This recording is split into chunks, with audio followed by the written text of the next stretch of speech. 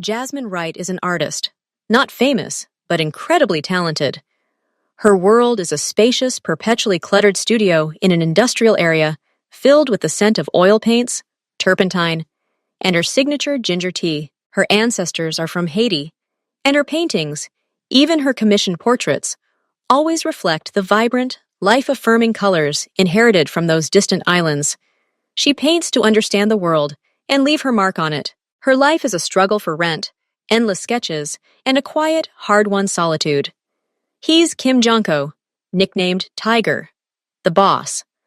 Not just any mafioso, but the head of one of Korea's most disciplined and brutal clans. His world is a sterile, clean penthouse with floor-to-ceiling windows, filled with the scent of aged whiskey, leather, and cold steel. He's a model of control and unemotionality, having inherited his father's business and built it into an unshakable empire. His life is one of impeccable suits, lightning-fast decisions, and absolute total solitude at the very top. Two completely different worlds, separated not only by their origins, but by their very essence. They were destined to pass each other like ships in pitch darkness, but one incident on the street caused their worlds to collide. Jasmine Wright stands in front of a large canvas, completely immersed in her work. The studio smells of oil paints, turpentine, and the sweet aroma of ginger tea sitting on a stool. Brushes, tubes, and sketches are scattered everywhere. She feels at home in this creative chaos. Suddenly, a loud crash breaks the silence. The back door to the workshop, which she rarely uses, swings open, slamming against the wall. A man appears in the doorway, barely able to stand. He's wearing an expensive, yet mint-colored dark suit. He holds his hand to his side, and a dark, damp stain spreads across his light shirt. His hair is disheveled, and his face is pale with tension. But what strikes Jasmine most are his eyes. They are the eyes of a predator, filled with cold menace, but in their depths she sees something else, a desperate, animalistic weariness. "Close the door, not a word." His voice is low and hoarse, but there's an iron will in it that brooks no argument. Jasmine freezes, clutching her hand in a sweaty palm. Her heart is pounding somewhere in her throat. Instinct screams at her to run, to scream, but her legs won't obey. The man takes a step forward, staggers, and his shoulder briefly brushes the doorframe. He's tall, fit, and even in this state, he exudes a dangerous strength. "I need shelter. Now." He looks at her directly, and that look seems to root her to the spot. His thoughts are jumbled. Who is he? Who is he running from? What does he want? She sees his hand tremble, and he clenches his teeth to hide his weakness. And in that moment, fear suddenly recedes, giving way to another, older instinct, to help. Footsteps. Quick, confident footsteps are heard outside, in the alley behind the workshop. There are several of them. The man's eyes meet hers. There's no plea in them, only a silent demand and that same weariness that touches her soul. Jasmine acts without thinking. She nods sharply toward the depths of the studio, behind a pile of canvases. "Hide there, quickly!" He glides silently in the indicated direction, disappearing into the shadows between the shelves and unfinished sculptures. Jasmine rushes to the door, slams it, and turns the key. Her heart pounds wildly. She looks around. Dark drops remain on the floor by the threshold. She grabs the rag she uses for wiping up paint and quickly wipes the floor. The stains are only smeared, but now they can be mistaken for spilled paint. Then she returns to the easel. Her hands are shaking. She picks up the palette, takes a deep breath, and tries to focus on the canvas. She's painting a portrait of an elderly woman, but now the colors seem alien and lifeless. Outside, the footsteps fade. A ringing silence descends. Jasmine hears only her own breathing and the ringing in her ears. She doesn't dare turn her head in the direction where the stranger is hiding. Every cell in her body tenses. Minutes pass. They seem like an eternity. A quiet movement behind her makes her start. She turns around slowly. He emerges from his hiding place. He's still pale, but he stands up straight. His gaze glides over the locked door, over the carefully polished floor, and then stops on her. "I think they're gone," he says quietly. "I need to go." He approaches the door, puts his ear to it, and listens. He nods. "Thank you," he says again. There is no warmth in his voice, only a statement of fact. "You are an artist." He looks at the canvas. It's not a question. She just nods. They might come back. Be careful, he says, and quietly steps out into the night, closing the door behind him. Jasmine stands motionless, trying to comprehend what just happened. She almost believes this is the end. She breathes deeply, trying to calm herself. She is alone again, in her world where it smells of paint. And then a new sound comes. Not footsteps, but the muffled screech of brakes, right at the entrance to the workshop. Then the slam of car doors. Voices. Low, indistinct. And again, a quiet but desperate knock on the back door. Her heart skips a beat. She runs over and opens the door. He's standing there again. His face is distorted with rage and pain. All exits are blocked. His voice is hoarse. I have nowhere to go. An icy terror grips Jasmine. They're here, and he's here again, even greater than before. She rushes to the back door, checks the lock. She turns, looking for an exit that isn't there. Her gaze falls on a pile of canvases. They'll check there first. And find it. Her thoughts race at breakneck speed. She can't give him away. She can't. Her instinct for self-preservation screams at her.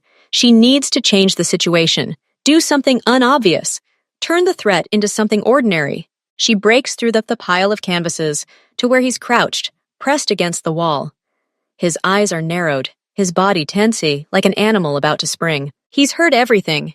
You need to go out, she whispers, holding out her hand to him. Now. He looks at her hand with a silent question, full of distrust. Trust me! There was desperation in her voice, overpowering the fear. He slowly straightens up, taking her hand. She pulls him toward the center of the room, to an old wooden chair littered with rags. Sit down. Here. She sweeps the rags onto the floor. He sits up, his expression one of utter bewilderment and wariness. Jasmine grabs a clean palette from the nearest table and thrusts it into his good hand. Then she picks up a tube of paint and, with a flourish, squeezes several colors onto the palette. Ochre, umber, and white. Hold it, like this. Don't move. She grabs a charcoal pencil and a blank sheet of paper pinned to the tablet. Her fingers tremble, but she forces them to close around the pencil. She begins to draw, quickly, feverishly, drawing broad, sweeping lines across the paper. She doesn't see his face. She sees only the shapes, the shadows, the angle of his head. She draws like never before, pouring all her panic into every stroke. And then the front door bursts open with a bang. 3 people enter the studio. They are dressed in dark, simple clothes. Their faces are stony. The first, who walks ahead, scans the room with a quick, professional glance. His eyes rest on them, on her, standing at the easel, and on him, sitting on a chair with a palette in his hands. Jasmine doesn't let them speak. She looks up from her drawing and turns to face them. Anger, not entirely feigned, but rather born of adrenaline and fear, pulses through her. What is this? Her voice is loud, sharp, cutting through the silence. Can't you see I'm working? You scared the model at the most crucial moment. She takes a step toward the uninvited guests, waving a tablet with a drawing on it. Her eyes are ablaze, and she is all indignation and creative rage. The men hesitate, their gazes shifting from her to him. He sits perfectly still, his face a mask of calm. Only his eyes, cold and attentive, follow every movement in the room. He holds the palette with an unnatural yet convincing grace. The drops on his shirt could now be mistaken for paint. We're looking for one person, says the presenter, but his confidence is already shaken. Well, he's not here, Jasmine interrupts, gesturing towards the door. It's just me and my model. We're having a difficult session. Please leave. You're ruining my concentration. She turns back to the easel, demonstratively showing her back, as if they were no longer worthy of attention. There's such genuine fury in her gesture, such conviction, that it works. She hears one of them quietly say something to the other. Then footsteps. The door closes. She doesn't move, listening. The car starts and drives away. Only then do her legs give way. She grabs the edge of the table to keep from falling. Her breath catches, and a violent tremor runs through her body.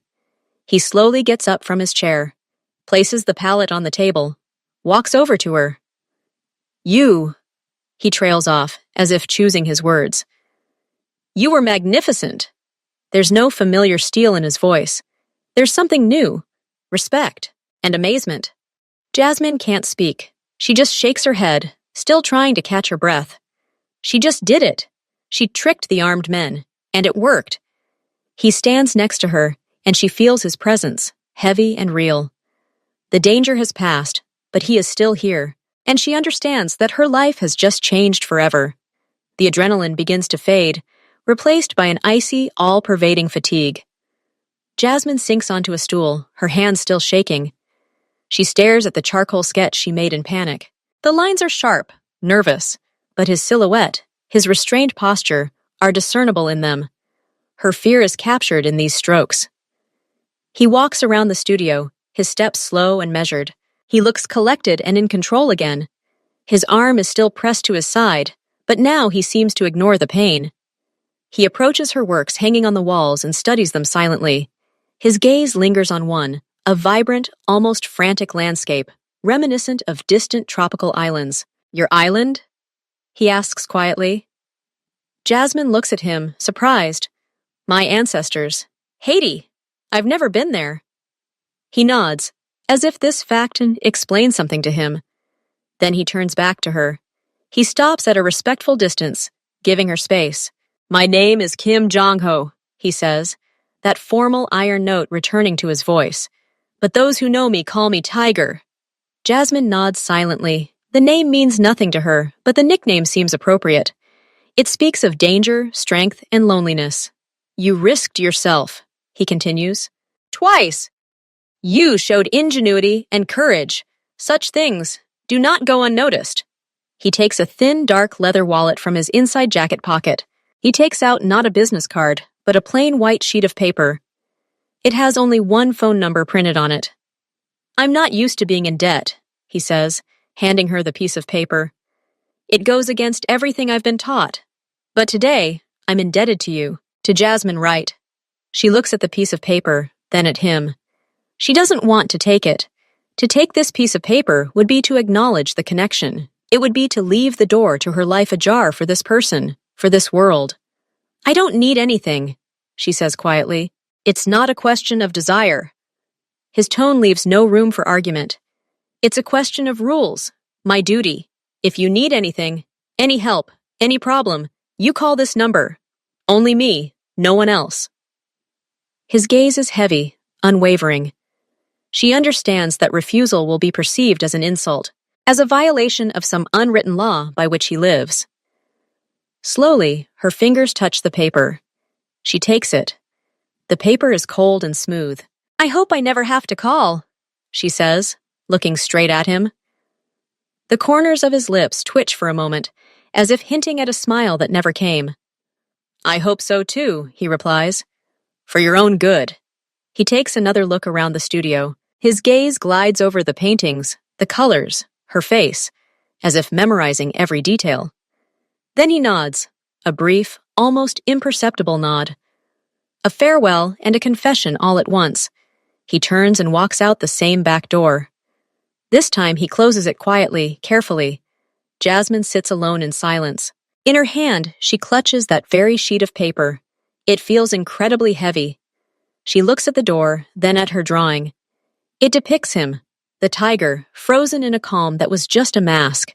She stands up, walks over to the easel, and slowly, very slowly, tears off a sheet of paper. She crumples it into a tight ball and holds it in her palm. Then she walks over to the trash can, raises her hand over it, and stops. She unclenches her fingers. The crumpled drawing lies in her palm. She can't throw it away, just as she can't throw away that white sheet of paper. She places both the drawing and the piece of paper with the number in an old tin box where she keeps her most prized possessions. She closes the lid with a dull thud. She hopes this is the end. She hopes she'll never see him again. But deep down, she already knows this meeting was only the beginning, and her quiet, paint-scented world will never be the same again. A week passed, 7 long days during which Jasmine tried to return to normal life. She cleaned the studio, tried to paint, brewed ginger tea. But she saw shadows everywhere. Every screech of brakes on the street made her flinch. She hid the tin box with the number and the drawing on it on the farthest shelf, trying to forget. But he didn't forget. He reappeared that evening, unannounced. Not through the back door, but through the front. His entrance was quiet, and therefore all the more impressive. He was dressed in an impeccable dark suit, his shirt showing no sign of the wound he was hiding. Two of his men stood beside him, equally silent and stony-faced. They remained at the entrance, forming a living barrier between her and the outside world. Django himself entered the workshop like a master surveying his new possessions. His gaze was clear, lucid, without a trace of the fatigue he'd felt back then. "Jasmine," he said her name, and it sent shivers down her spine. "What are you doing here?" Her voice sounded sharper than she intended. "You said this was the end." "Circumstances have changed," he replied, coming closer. He wasn't trying to be friendly, he was businesslike. "The people who were looking for me are now looking for you. They saw you throw me out. They're asking questions. You became a witness." Jasmine felt the floor shift beneath her feet. "I didn't see anything. I don't know anything." "They're not so sure. To them, you're a weak link, a vulnerability." He paused, letting her understand the weight of those words. "They'll come for you. If not today, then tomorrow. And this time, your palate won't stop them." "What should I do? Run?" Her voice took on a note of panic. "Running away is the first thing they expect, and the last thing I can allow." He stopped right in front of her. He smelled of expensive perfume and cold metal. "I have another proposal. It's not up for discussion." Jasmine looked at him silently, sensing something terrible was about to happen. "You will spend a month with me, in my residence, under my protection. Outwardly, it will look like my new passion, my new companion. This will explain your disappearance from the workshop and my interest in you. It will confuse them. They will not touch what they will assume belongs to me." Recoiled, stunned. "Are you asking me to pretend to be your lover?" The word hung in the air, crude and obscene. "I'm offering you a role that will save your life," he corrected her, his voice devoid of embarrassment. "It's a business necessity. In a month, this whole thing will blow over. They'll lose interest in you. After that, I'll disappear from your life, forever. You'll be generously compensated for the inconvenience." "What if I refuse?" she asked quietly, already knowing the answer. Jongho slowly glanced around her studio, her paintings, her colors, her world. "Then I can't guarantee your safety, or the safety of this place. You made your choice when you let me in. Now you have to live with the consequences." It wasn't an offer. It was an ultimatum, beautifully wrapped in words. She had no choice. Running would mean becoming a target. Staying would mean waiting for them to come for her. His offer was her only chance, albeit a terrifying one. I need to pack my things," she whispered, feeling the traitorous tears welling up in her eyes. "You have 15 minutes, he said, turning to the window. "Take only the essentials. Brushes, paints. You can paint with me." It was the last straw. Even in this monstrous situation, he thought of her art. It broke her resistance. She nodded, unable to utter a word, and went to her old suitcase, feeling the walls of her world crumble, replaced by the walls of a gilded cage. His residence turned out to be less a home and more a fortress, a high fence, cells, silent guards on every corner. Inside, spacious, minimalist rooms in cool gray and beige tones. Everything was spotlessly clean, expensive, and lifeless. There was no scent of paint or ginger. It smelled of money and melancholy. She was given a private suite with its own bathroom and a view of the enclosed courtyard garden. The room was beautiful, but alien. It was soulless. Their performance began that same evening. He led her into the dining room, where his men, those same stone-faced men, were setting food on the table. He touched her back as he led her to the table. His touch was light, yet commanding. She flinched, but didn't pull away. "Relax," he said quietly, and only she heard the words. They have to believe it. He served her food and poured water. His table manners were impeccable. He spoke to her calmly, asking questions about her work and her writing technique. She answered monosyllabically, unable to look up at him, feeling the heavy gazes of his subordinates on her.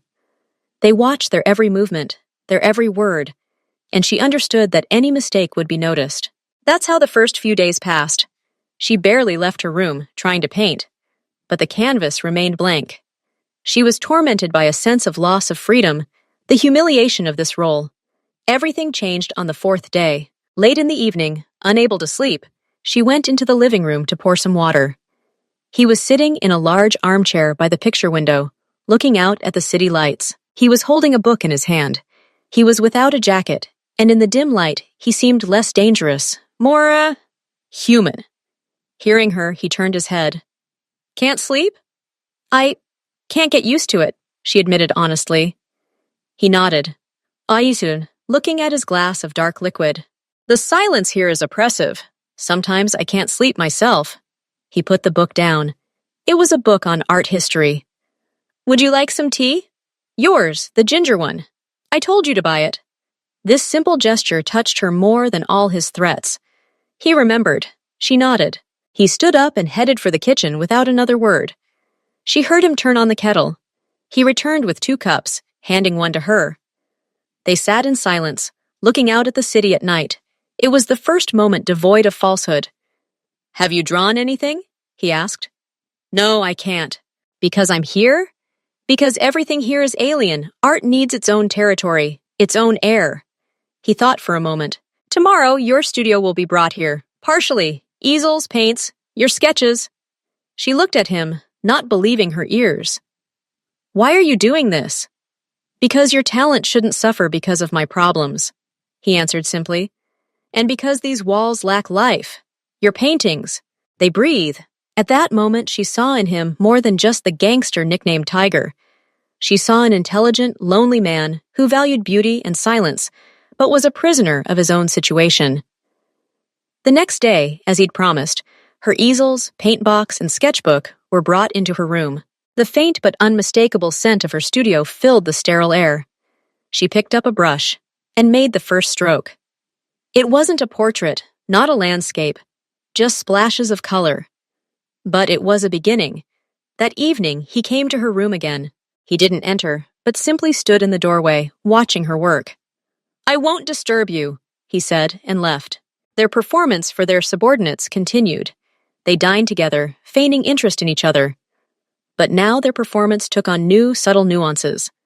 A glance lingering a second longer, a question asked not for the record, but out of feigned curiosity. A silent understanding between 2 people trapped in the same trap, but for different reasons. She was still a prisoner. He was still her jailer. But somewhere deep within that golden cage, a strange, fragile bond began to grow, built on silence, art, and the knowledge that beneath the boss's mask lurked a man just as lonely, staring out at the lights of the big city. The month was drawing to a close, and Jasmine began to slowly pack. The thought of returning to her studio, to her old life, brought on a strange mixture of relief and anxiety. Relief, because this luxurious prison was weighing on her. Anxiety, because she had become accustomed to a certain rhythm, to Jongho's strange but steady presence in her life. One evening, he entered her room without knocking, as he often did. She was standing at her easel, finishing a small sketch, a view from her window of the inner garden. "Your month is almost over," he said, stopping behind her. She didn't turn around, just nodded, drawing the final line. "Yes, I've almost packed everything." "I saw." He paused. "Are you ready to go back there? To that void?" Jasmine finally turned to him. "This isn't emptiness. This is my life. You won't have the money to pay the rent there. You'll be back to scraping by with odd jobs." He said this not with malice, but as a statement of fact. "Your talent is worth more." "What are you proposing? Extend our deal?" Her voice was bitter. "No, I'm offering a new one. An honest one." He took a step forward, his gaze serious and businesslike. "Become my personal artist." Jasmine looked at him, not understanding. "You're... what?" "I'm paying. A lot. Crazy a lot by your standards. You will document my life. My encounters. My people. My possessions. You will draw. Everything you see. The way you see it." Stunned, she sank onto a stool. "You want me to keep an artistic diary of your... activities?" "I want someone with your gaze to capture my world. Not photographs, not reports, but feelings, colors." He gestured around her room. her paintings. You see more than just what's in front of your eyes. You see the essence. I'm interested in what essence you see in my world. It was shocking. On the one hand, it sounded like a continuation of captivity, just in a different flavor. On the other, he offered her access to a world she'd only known about from the news. A world of power, money, secrets. As an artist, she couldn't help but be drawn to it. It was a challenge, unprecedented and dangerous. "Why me?" she asked quietly. "Because you're not afraid of me. Because you're the only person in recent years who's looked at me and seen more than just tiger. And because your paintings," he hesitated, searching for the right word, a rare occurrence for him, "are truthful."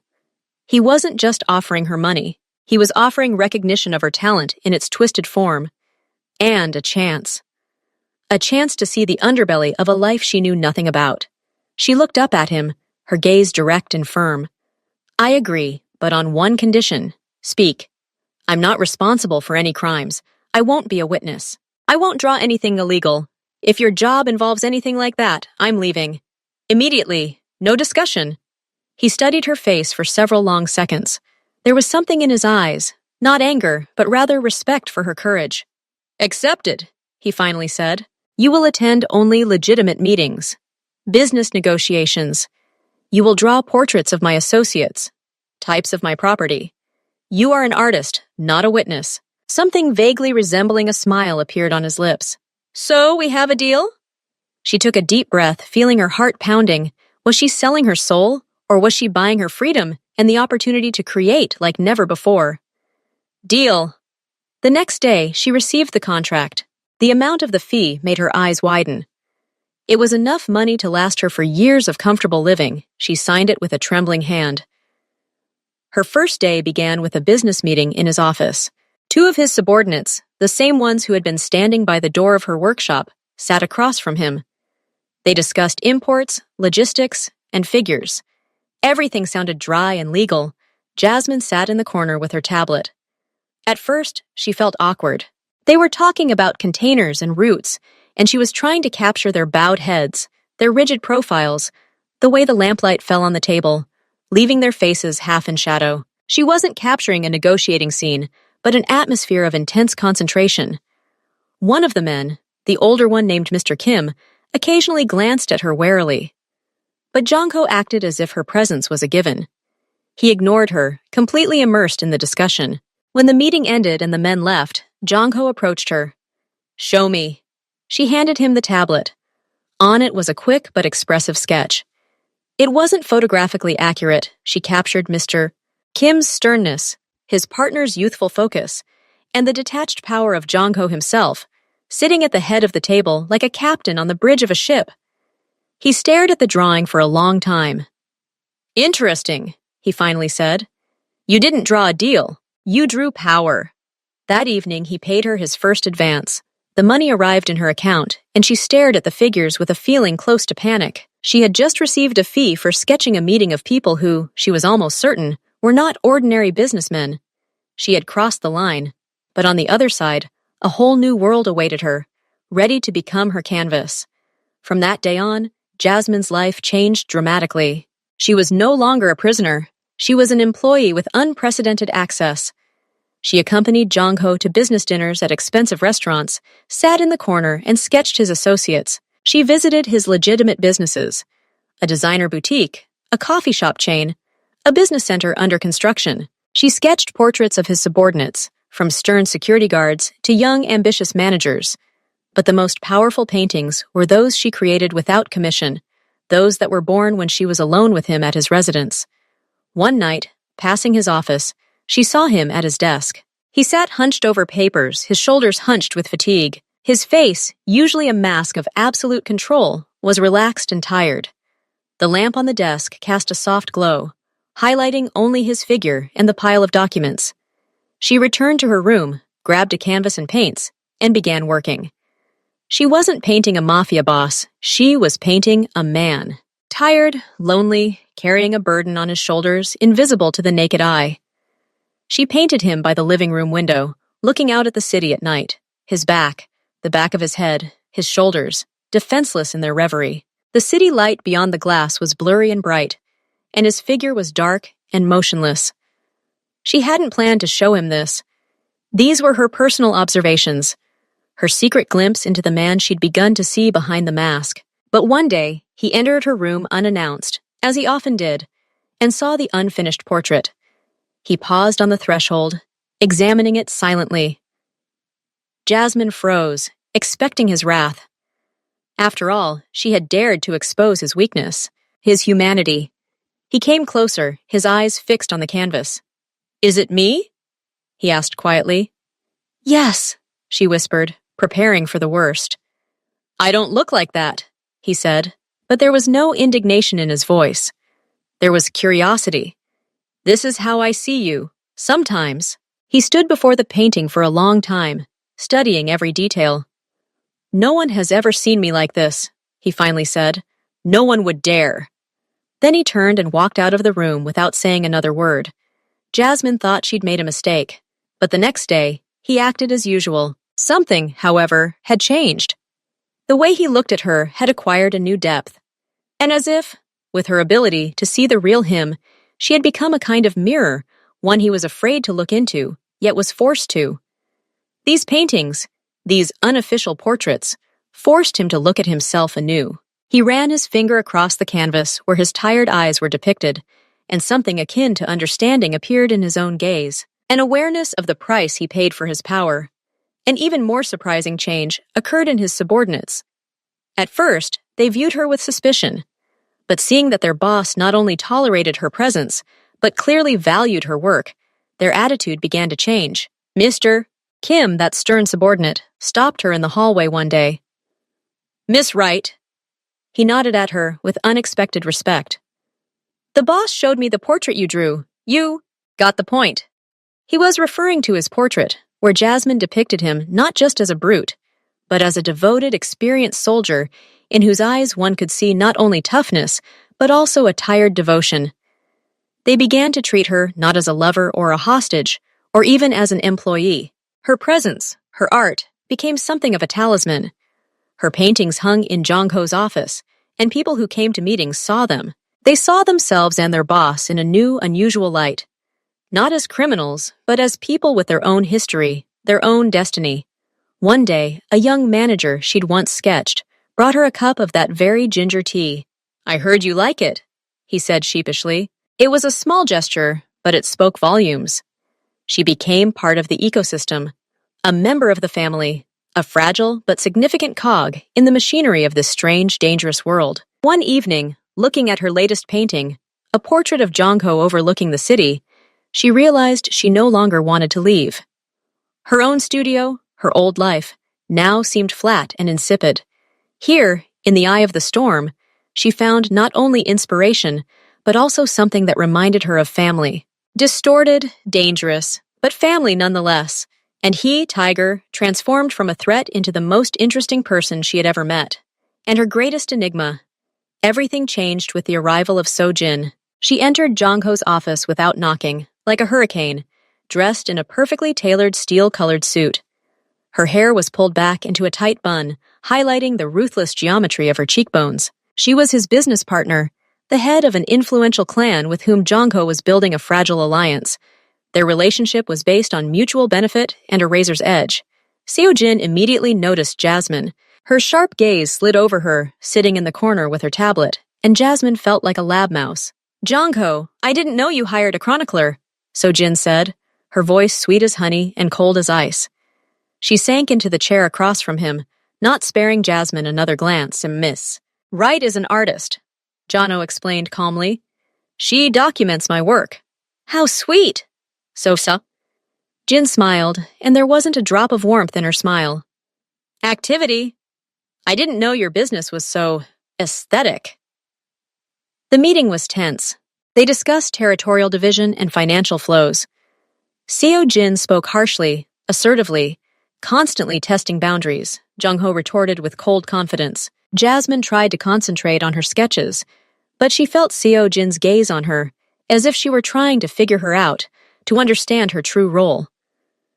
When the meeting ended and So-jin left, a heavy silence fell over the office. "It's Intense, Jasmine noted cautiously. Seo Jin doesn't forgive weaknesses, Jongho snapped, shuffling through papers. And he doesn't tolerate outsiders. From that day on, Seo-jin began appearing more frequently, and each time, her attacks on Jasmine became more sophisticated. She didn't shout or threaten. Her weapons were caustic remarks, thrown out as if inadvertently, and disparaging glances. One day at a business dinner, Seo-jin, sitting next to Jongho, asked loudly, "Tell me, Jongho, does your artist understand anything about what we're talking about? Or does she just draw pretty pictures?" Jasmine blushed, feeling everyone at the table looking at her. Jongho replied evenly, but his fingers tightened slightly on his glass. "Oh, I'm sure." Seo-jin smiled. It must be so fascinating, watching grown-up conversations like a schoolgirl on a field trip. She openly called her a bohemian mouse, a girl with colors, emphasizing her alienation from their world in every way. She asked Jasmine tricky questions about business, knowing she wouldn't be able to answer, and then shook her head in feigned sympathy. "It's okay, my dear," she said. "You're here for beauty, not for brains." Jongho cut off her outbursts, but he couldn't control her every word. The atmosphere grew tense. Jongho's subordinates, already accustomed to Jasmine and respectful, now sensed the tension. They saw Seo-jin trying to push the artist out, and understood that this was a challenge not only to her but to Jongho himself. Jasmine tried to ignore it. She immersed herself in her work, drawing with renewed vigor. But the constant humiliation and venomous glances were taking their toll. She began to feel like an outsider again, an uninvited guest. Her hard-won confidence began to melt under the onslaught of Seo-jin's cold, calculating hostility. One evening, as Jasmine was leaving the residence for some fresh air, a car pulled up. She rolled down the window, and inside she saw Seo-jin. "Sit down," she said without preamble. "Let's have a woman-to-woman talk." Jasmine hesitated. Seo-jin asked softly, a wicked glint playing in her eyes. "No," Jasmine answered, and got into the car. They rode in tense silence. "So," Jin finally said, not looking at her, "you're a temporary distraction, a pretty toy. But his world is cruel. Only people like me survive there, and people like you break." "I'm not a toy," Jasmine said quietly but firmly. "Oh yes, you're an artist," Seo-jin chuckled. "You see the essence. Well, take a good look. His essence is power, and you're in the way. You're a weakness his enemies can use against him. And if you truly want what's best for him, you'll disappear, on your own." The car stopped at the park. Seo-jin turned to Jasmine, her face serious. "Leave before it's too late, because next time there won't be any warning." She opened the door, signaling the end of the conversation. Jasmine stepped out, and the car sped away, leaving her alone in the gathering darkness with an icy lump of fear in her chest. Seo-jin's words hung over Jasmine like the sword of Damocles.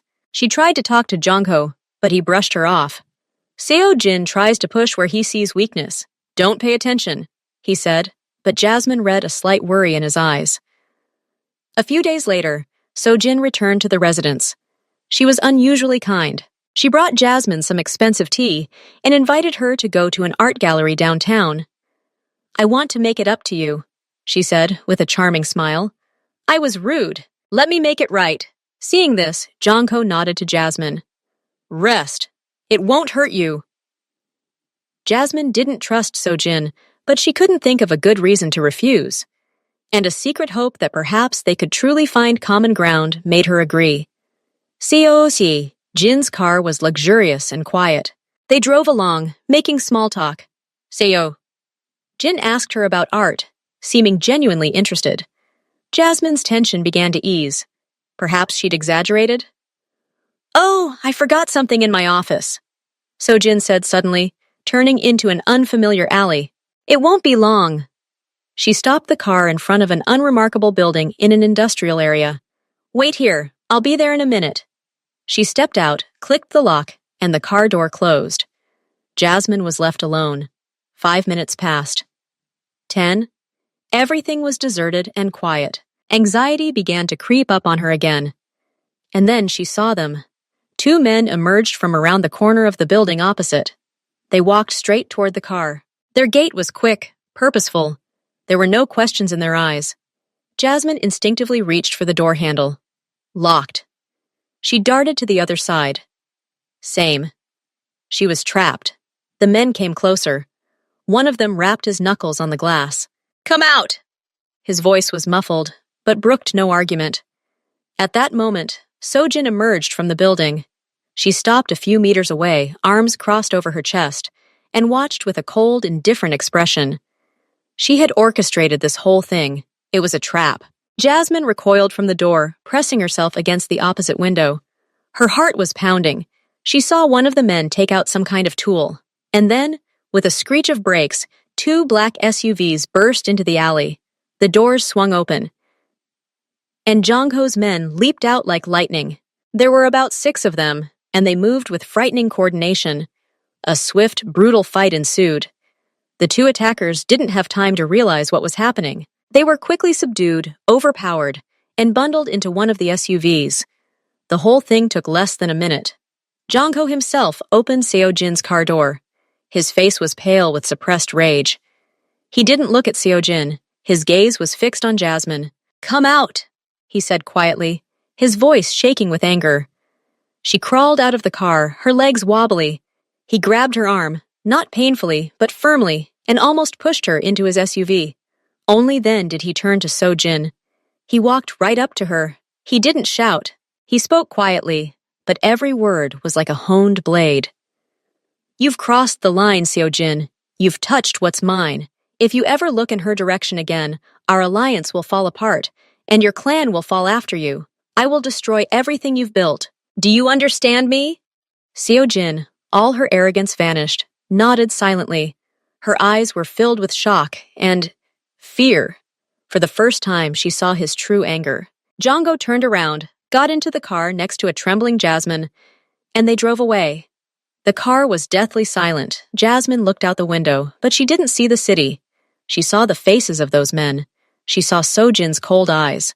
She saw the fury in Jongho's. She understood that she had just been a bargaining chip in their conflict, and that her salvation had been purchased at the cost of a display of absolute ruthless force. He brought her to the residence and showed her to her room. "Rest. No one will dare touch you again." He turned to leave. "Ju Hongho," she called quietly. He stopped. You them." She couldn't pronounce the word. He turned around. His face was tired and stern.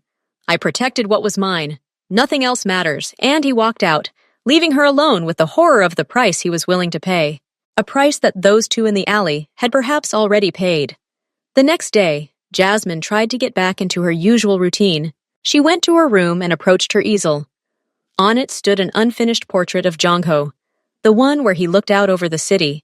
She picked up a brush and dipped it in paint, and her hand froze. Her fingers wouldn't obey. They trembled. She tried to make a stroke, but the brush slipped from her fingers and fell to the floor, leaving a blue blotch on the parquet. She raised her brush and gripped it with all her might, but her hand felt numb. There was a vacuum inside. That quiet room where images were born, where colors and lines formed into pictures, was empty, filled with only one thing: the white, piercing horror of that alley. The cold metal of Sojin's gaze, the dull blows of the fight, and the quiet, poisonous voice of fear that whispered, "Did you see? Now you know. You're part of this." She couldn't draw. The days merged into a single gray blur. She sat in her room and stared at the blank canvases. They seemed vast, terrifying white abysses to her. She picked up charcoal and tried to draw simple lines, but they came out crooked, jagged, and full of despair. She tried to paint something else: flowers in the garden, the view from the window. But her gaze kept returning to the dark corners, to the shadows that now seemed threatening. The paints on the palette mixed into dirty, lifeless tones. Jongho noticed it almost immediately. At first, he didn't show it, thinking she needed time. But a week passed, then another. Her room, always an oasis of creative chaos, was now spotlessly clean. The canvases stood untouched. He came to see her one evening. She was sitting on the windowsill, hugging her knees, looking out into the garden. "You're not working," he stated. "No. Why?" She slowly turned her head towards him. In her eyes, he saw not the determination or fear he knew, but emptiness. A blank, bottomless emptiness. I can't. All I see, all I feel, is horror. And horror cannot be turned into art. It can only destroy it. He came closer. For the first time, he looked unsure of himself. You won't be touched again. I gave my word. That's not the point. Her voice rang out with unexpected force, almost hysterical. The point is, I understood. I understood the smell of real fear. I saw what real cruelty looks like. And I understood that your world, your power, they're built on this. And by painting it, I became a part of it. I became an accomplice. She fell silent, breathing heavily. I can't look at you anymore and see just a person. I see the one who ordered those people. I see the one who could do such a thing. And I can't draw it. I don't want to see it. He stood before her, and for the first time in their entire acquaintance, something that could be called guilt appeared on his face. Not remorse, no. But the understanding that he, without meaning to, had broken something fragile and important. He had destroyed her gift, her way of seeing the world that he so treasured. He reached out to touch her shoulder, but she recoiled as if from the touch of hot metal. Jasmine! He didn't know what to say. All his words seemed empty. Please go away, she whispered, turning back to the window. Just go away! He obeyed. He left her room, and for the first time, he felt not like the master of the situation, but like the loser. He had saved her life, but he had destroyed her art. And this realization was more bitter than any bullet, any threat from enemies. He looked at the empty canvases in her room and saw in them a silent reproach, a reflection of the emptiness he himself had brought into her life. The silence in the residence became thick, heavy, like lead. Jasmine turned into a ghost. She moved silently through the rooms, her eyes empty, her arms hanging helplessly at her sides. Jongho watched this disintegration, and something shifted inside him. He, who had always valued business and power above all else, suddenly realized that the loss of her art, her soul, was an unacceptable loss, worse than any failed contract. He saw her looking at the paints, not with love, but with disgust, as if they were something that reminded her of that alley, of its true essence. He tried to talk, offering everything that came to mind. A new, better studio, a trip anywhere in the world, the purchase of any paint collection. She only shook her head silently. It couldn't be bought. The problem wasn't the conditions, but himself, his world. And then he made a decision, the most irrational, the most insane of his career. He summoned So-jin to a final meeting. She arrived confident, with a cold, victorious smile. She thought he would soften, make concessions after that incident. Their clans were preparing to sign a multi-million-dollar contract that would strengthen their alliance for years to come. The meeting took place in the same office where Jasmine had once done her first sketches. Now her chair in the corner was empty. I'm glad you've come to your senses, Jongho, So-jin began, examining the documents. Our union will bring us both enormous benefits. Jongho sat across from him, his face impassive. Benefit is a relative concept, So-jin. Oh? She looked up at him in surprise. There are things that are more valuable than money, he continued calmly. More valuable than connections. More valuable than power. She slowly lowered the papers. And what is this? Calmness, talent. A person's right to see the world in colors, not in the black and white schemes of power. So-jin looked at him with growing distrust. Are you talking about that artist? I'm talking about Miss Wright, he corrected her, his voice taking on a steely edge. You took away her inspiration. You broke her. And now I'm giving it back to her. He picked up a thick folder containing a draft contract from his desk. Without looking, he tore it in half. The sound of tearing paper echoed in the quiet office like a gunshot. So-jin froze, her mouth hanging open. Are you crazy? These are millions. This is our future. My future self is now lying in her room, unable to lift a brush. His voice was quiet and terrifying. Our business relationship is over. From this moment on, our clans will no longer cooperate. You are my competitor, and I will treat you accordingly. Because of some bohemian mouse? So-jin hissed, jumping up, her face contorted with rage and disbelief. Because you touched what's mine, he corrected her. And remember, if the shadow of your presence falls on her doorstep again, I will crush you and your business into dust. That's not a threat, it's a promise. He turned to the window, signaling the end of the conversation. Seo? Jin stood there for a few more seconds, shaking with rage, then turned abruptly and ran out of the office. The news of the deal's collapse spread like wildfire through his organization. People whispered in disbelief. Mr. Kim, always reserved, allowed himself to raise an eyebrow. Jong-ho had just burned one of the most lucrative bridges of his career. And all because of a woman who wasn't even his official partner. Jong-ho didn't bother explaining anything. He went up to her room. She was sitting in the same place, by the window. It's over, he said, stopping behind her. Seo Jin is gone. No more dealings, no more contacts. She'll never approach you again. Jasmine turned slowly. He saw bewilderment in her eyes, not gratitude. Why? This deal was so important to you. Some things turned out to be more important, he answered simply. He didn't expect an immediate miracle. But the next morning, as he passed her room, he caught a scent. The pungent, familiar smell of turpentine. He peered inside. Jasmine stood in front of the easel. She clutched a tube of paint. Her fingers were stained with blue ochre. She hadn't made a single stroke yet. She simply stared at the white canvas, and then at her hands. At the paint, which was just paint again, not a symbol of horror. She cried. Quiet, stingy tears rolled down her cheeks and fell to the floor. But these weren't tears of despair. These were the tears of someone learning to breathe again. Jong-ho quietly closed the door. He didn't disturb her. His sacrifice, his crazy, irrational act, was beginning to bear fruit. And for him, a man who always took pragmatic steps, this was a strange and new sensation. He had done the right thing. Not the right thing, not the strategically correct one. Simply the right thing. Inspiration returned to Jasmine, not like a gentle wave, but like a hurricane. The silence that had been within her was now filled not with emptiness, but with a hum of energy. She worked day and night, rarely leaving her room, refusing food, forgetting about sleep. But her paintings had changed. Gone was the soft, almost tender insight with which she had previously painted his portraits. Her brushstrokes became sharper, bolder, almost crude. The colors were more clashing, with bright splashes juxtaposed with muted, dark tones. She painted that very alley, not as a place of fear, but as a place of power. The shadows in her paintings weren't frightening, but rather potent. She painted Jong-ho's face after that fight, not tired and humane, but petrified with rage. Yet this rage, in her painting, didn't look terrifying, but justified.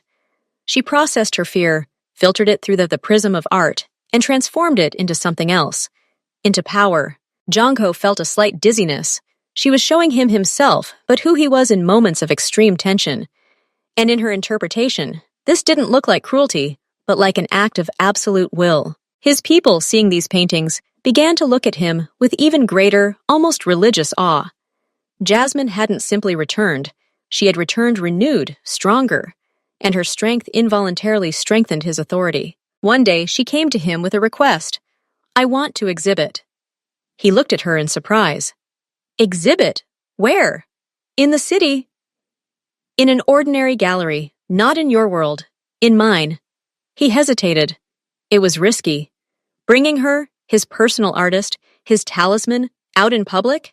But he saw the fire in her eyes, the same fire he had restored to her at the cost of millions. Okay, he agreed. But with security. She didn't argue. The gallery was small but respected. The owner, an elderly man with sparkling eyes, was delighted with her work. He said it had a raw, unbridled power. She selected several paintings for the exhibition, those new, bold works, as well as one she had painted earlier, a large canvas she called Tiger's Shadow. In this painting, Jong-ho was depicted with his back to the viewer, against a backdrop of a city map dotted with lines resembling blood vessels. The painting itself was dark and muted, but in the corner, where his shadow fell on the map, a subtle but poisonous green tint appeared. Jasmine was simply a play of light and metaphor. She wanted to convey the duality of his nature, the apparent calm and the hidden, wild energy. The exhibition was a success. Critics praised her bold technique, and buyers were interested in her works. Everything was going well until they came to the exhibition. Representatives of the Park clan, Jong-ho's main rivals, visited the incognito gallery, and when they saw the painting Tiger's Shadow, they froze. For them, that green shadow on the city map wasn't a metaphor. They saw it as a direct insult. Green was their color, and the shadow, falling precisely on those areas that were the bone of contention between their clans, they perceived as an open threat, a hint that Jong-ho intended to devour, to shadow their territory. The next day, Jong-ho was summoned by his men. Mr. Kim's face was grim. Boss, the Park clan, they're furious. They believe we publicly insulted them with this artist's painting. They demand the painting be removed from the exhibition and a public apology. They view this as a declaration of conflict. Jono, sitting in his chair, looked at one of Jasmine's new paintings hanging in his office. It depicted himself looking out the window, and behind his reflection in the glass, the outline of a large predator was visible. What? He asked, confused. Mr. Kim explained about the green shadow and the offensive symbolism. Jong-ho wanted to laugh. It was ridiculous. But then he understood. In his world, everything had a double meaning. Every word, every gesture, every color was interpreted like a chess move. They tried to squeeze Jasmine's art, so direct and sincere, into their own shabby framework of intrigue and innuendo. He stood up and walked over to Jasmine. She was standing in front of the easel, covered in paint, alive and radiant. "My exhibition is a success," she told him joyfully. "Yes," he replied. "It was such a success that the Pak clan announced a game for us." He explained the situation to her. Her face fell in amazement. "But that's absurd. It's just a color. It's just a shadow." "There's no just in my world, Jasmine. Everything is a weapon, even your art, especially now that it's become so powerful." "What are we going to do?"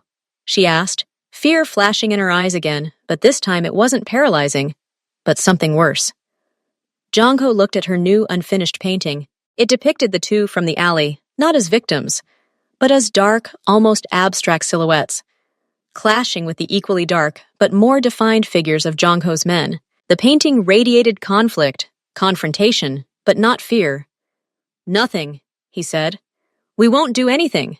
The painting will remain on display. But the conflict, let them do what they want," he shrugged.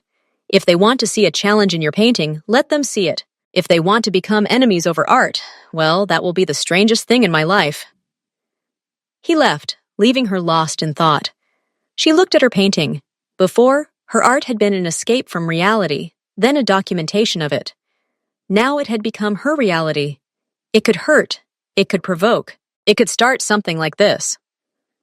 She approached the canvas and boldly swept it with a broad brush, painting a new, even more vibrant and aggressive stroke. If her art had become a weapon, well, she would learn to use it. And her first shot was a refusal to remove the painting. Her silent defiance. The game had begun, and for the first time, she felt not a victim, not an observer, but an active participant. And this feeling was both terrifying and intoxicating. It happened as she was returning from the gallery. The security car was forced to brake sharply due to a supposed accident ahead. The next moment, the doors burst open and she was yanked from the car. Someone threw a bag over her head and gagged her. The struggle was brief and futile. When the bag was removed, she found herself in a small, windowless concrete room. A single light bulb burned in the ceiling. The door was metal, with no handle on the inside. It smelled damp and moldy. Panic gripped her, wild and animalistic. Her heart pounded, her breath caught in her throat. But strangely, this horror was familiar. It was the same horror from the alley, and just like then, her mind, conditioned by years of observation and analysis, began searching for a foothold, screaming, no use, crying. That's what they were waiting for. They were waiting for her to break, to become a victim. In the pocket of her light coat, she felt something she'd always carried with her since childhood, a piece of charcoal for sketching. Old, worn, familiar. Two people entered the room. The same ones from the alley? She didn't remember. Their faces were strange, but their expressions were familiar, cold, indifferent. "Just sit quietly and you'll be fine," one of them, the older one, said. They walked out, latching the door. Jasmine was left alone. The trembling in her hands gradually subsided. She clutched the coal in her fingers, and then her gaze fell on the wall. Rough, unplastered concrete. A perfect surface. She didn't think about salvation. She didn't think about what would happen next. She thought only about not going crazy, and the only cure for madness was art. She walked up to the wall and drew the first line. Uneven, trembling. Then another. She began to draw what she saw. The face of the man who had just spoken to her. She recalled every detail. The scar above the eyebrow, the shape of the cheekbones, the particular line of the lips. She worked quickly, furiously, pouring all her rage and fear into the drawing. When the door opened again, and they entered, they froze on the threshold. They saw themselves, their portraits, painted with terrifying precision on the wall of her cell. She stood next to them, covered in black dust, her eyes glowing, looking at them with cold, silent assessment. "What is this? What are you doing?" one of them growled. "I'll keep that in mind," Jasmine replied quietly. Her voice was even, without a tremor. Just in case. She turned to the other wall and began sketching the next man. She captured the tattoo on his neck, an intricate design that could have been an identification mark. She drew details, the buckle on his belt, a scratch on his watch. Her calm was frightening. It was unnatural. They expected tears, pleas, hysteria. Instead, they received a silent chronicler who documented their appearance with chilling precision. She transformed them from faceless captors into individuals with recognizable features. It robbed them of their power, their anonymity. "Stop it!" one of them shouted, but there was uncertainty in his voice. Jasmine ignored him. She continued drawing. She sketched the ventilation grate on the ceiling, the broken floor tiles, the unique rust pattern on the door. She was turning her prison into a map, into evidence. They took the coal from her. She found a nail on the floor and continued scratching out images. Her cold, methodical clarity frightened them far more than any screams. They feared not her, but what she knew about them, and what she left behind. Jongho was furious, so consuming that everything around him seemed to turn red. They dared to touch her, again. This time crossing all boundaries. His men combed the city. There were interrogations, threats. But the Pak clan had covered their tracks well. 2 days passed, no leads. Jongho sat in his office, clutching the very lump of coal he'd found in the pocket of her discarded coat. He felt helpless. For the first time in years, he wasn't in control of the situation. And then Mr. Kim called him. His voice sounded strangely agitated. "Boss, we found something. In an old abandoned warehouse at the port. The caretaker Question said he saw someone being brought in, but that's not the main thing. We found drawings." "Drawings?" Jongho didn't understand. "On the walls. In the basement. Portraits. Details. It's her, the boss. It's her work." They burst into the basement an hour later. The first thing Jongho saw were portraits on the wall. 2 men, with scars and tattoos. He recognized them. They were Park's men, mid-level ones. The drawings were done with such stunning precision that there was no doubt. But that wasn't all. Next to it, she drew a ventilation grill and an arrow indicating the direction the wind was blowing. She drew the view from the crack under the door, a piece of rusty pipe, and part of the brick wall of another building. She scratched a floor plan of the room with notes. She left them a map. Not in ink, but in charcoal and a nail. Her artist's memory and observation proved more accurate than any GPS tracker. He rushed to the metal door at the end of the basement. His men broke it down in seconds. She lay on the floor in the corner, her back pressed against the wall. She was pale, smeared with soot and dust, but alive. When the light from the hallway fell on her, she slowly raised her head. There was no fear in her eyes. There was only a deep, bottomless weariness. When she saw him, she didn't rush toward him. She simply slowly opened her fingers. In her hand lay a crumpled, dirty scrap of paper, a label from some box that had been lying in the corner.